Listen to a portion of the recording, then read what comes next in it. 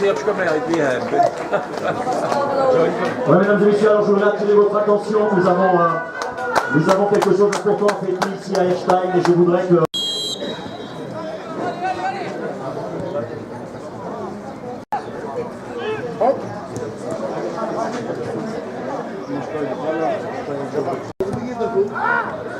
Il fait les calculs, ils ont raison. Hein.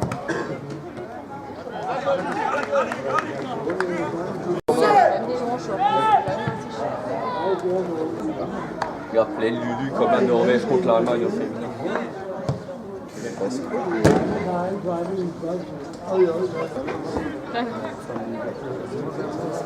C'est quand même grave. Yo, sérieux là?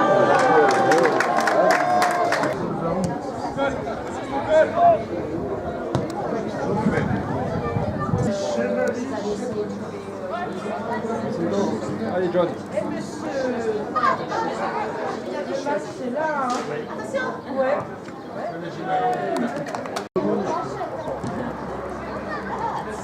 John.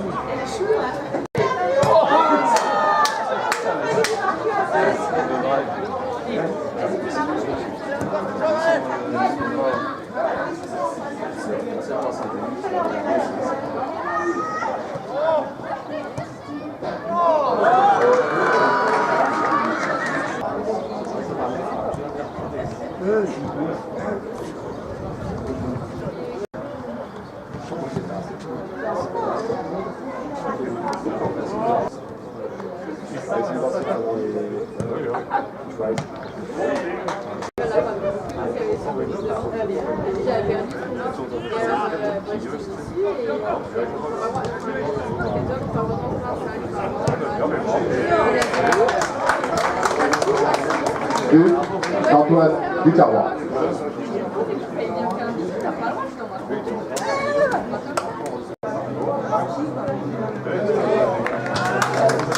J'ai réussi à négocier avec le chef pour que ce soit moins But de Papa Diop. Ah, pardon.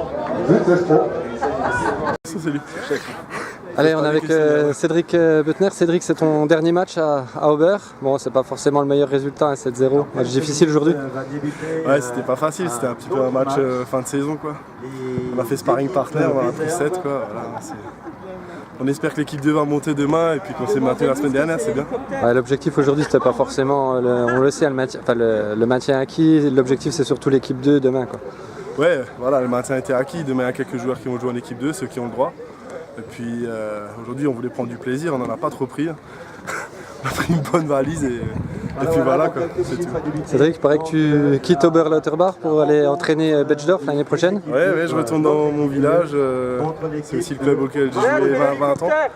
Et puis je suis venu à Oberlauterbach pendant 6 ans, j'ai gagné tout ce que je voulais, même plus. Et puis voilà, il y a un petit jeune, Lucas Schmalz, qui a pris ma place et qui est, il faut le dire, très bon. Et voilà, moi je vais me tourner vers un autre challenge qui est d'entraîner cette équipe et essayer de les faire progresser et de les emmener, j'espère un jour, très prochainement même, en excellence. Si tu avais un mot à dire sur ce club d'Oberlauterbach, quels sont tes meilleurs souvenirs? Si tu devais demander aux gens de venir, aux joueurs de venir, qu'est-ce que tu dirais sur ce club? Je dirais juste que c'était magique pendant toutes ces années, que tous les bénévoles et tous les joueurs sont formidables. C'est des gens bien, qui sont profondément bien.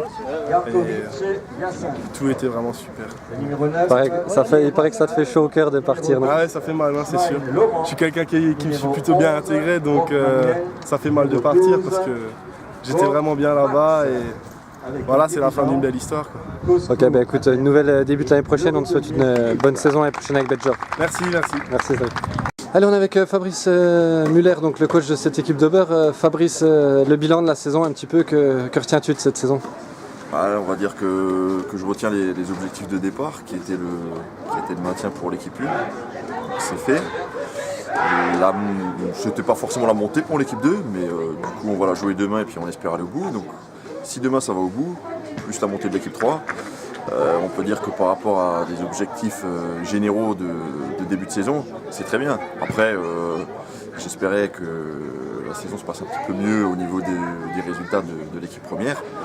Donc là, il y a une petite déception par rapport à ça, mais maintenant, ça se finit bien, donc on va retenir le résultat final et puis on va repartir l'année prochaine, la renforcer un petit peu et puis bosser pour mieux faire. Alors justement, est-ce que c'est pas dans ces saisons qui sont difficiles où on apprend le plus finalement? Disons que quand on s'en sort, oui, je pense que ça peut être un mal pour un bien. Parce que celui qui, l'année prochaine, en début de saison, ne fait pas les efforts, c'est qu'il n'a rien compris. Et puis, par contre, moi j'ai compris et puis il ne va pas faire long feu. Donc oui, je pense que ça va nous faire du bien pour la saison prochaine. Fabrice, quels sont les points forts de cette équipe d'Auber? On sait que financièrement, il n'y a pas de sous à Auber, hein, c'est clair, les joueurs ne sont pas payés. Par contre, je sais pas, on a l'impression qu'il y a une vraie ambiance, il se passe quelque chose dans ce club. Il y a une vraie ambiance, c'est vrai que c'est une marque de fabrique du club depuis très très longtemps. Et on a toujours réussi à garder ça. Alors, comment ça se fait? Actuellement, il y a pas mal de joueurs qui sont issus des deux villages, donc, ou des proches alentours. Donc c'est vrai qu'on n'est pas seulement des coéquipiers sur le terrain, mais on est aussi des amis en dehors. En hiver, par exemple, on est une vingtaine à partir au ski ensemble. Voilà, c'est des petites choses comme ça qui font que c'est plus facile d'être solidaire que si on se voit seulement le mardi soir pendant 2 heures, le jeudi soir pendant 2 heures et le dimanche pendant 2 heures. Ouais, ça c'est une vraie force. Et puis après, c'est vrai qu'on a quand même quelques joueurs qui sont aussi bons footballeurs. On va dire qu'on n'est pas seulement des champions de la 3e mi-temps, on n'a pas non plus fait des pieds carrés.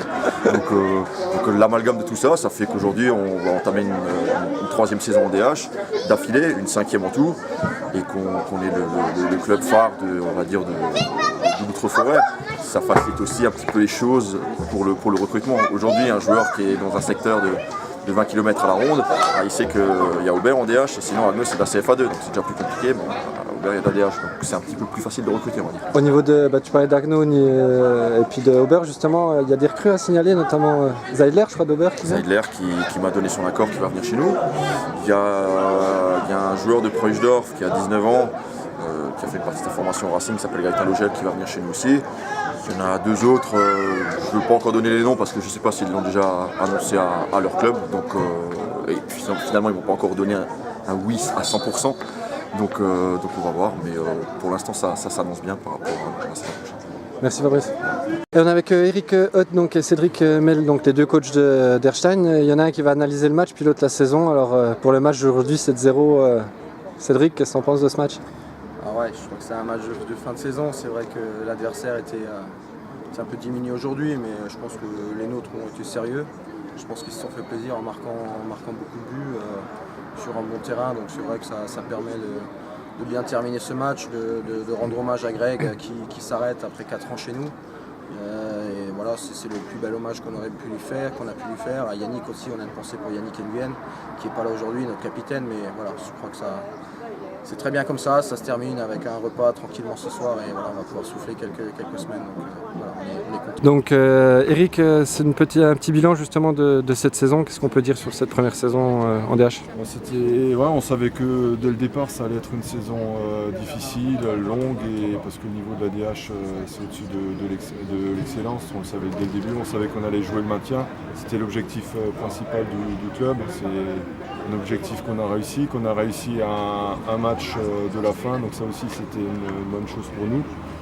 Donc il y a eu de très très gros matchs qu'on a fait, je pense notamment au Racing contre l'équipe réserve de Mulhouse. C'est des très très bons souvenirs. Je pense que les garçons ils ont franchi un palier, il y en a d'autres encore à franchir et il faut y aller avec patience et sagesse. Voilà. En termes de recrutement, Cédric, tu nous confiais avant le match que tu es plutôt confiant sur garder quasiment l'ensemble de ton effectif?